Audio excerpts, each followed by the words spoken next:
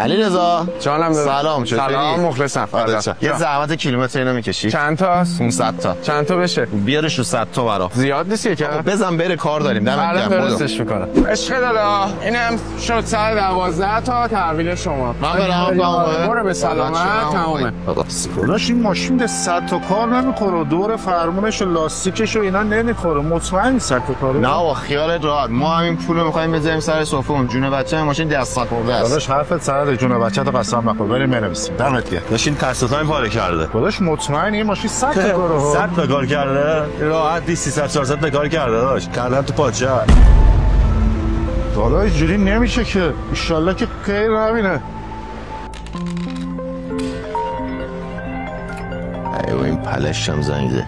بله دادا این ماشین آوردشی کیلومتر کم کردی به ما نگفتی این ماشین تصمیم تایم پاره کرده. من تو جون بچه‌ت قسم خوردی. من گفتم میخوام تو استفاده کنم. به قرآن که خیر نمیبینی. من که راضی نیستم. حالا هر جور خودت میدونی. خودت با خودت. بابا بودو بابا جمع جور کن بابا خودتو.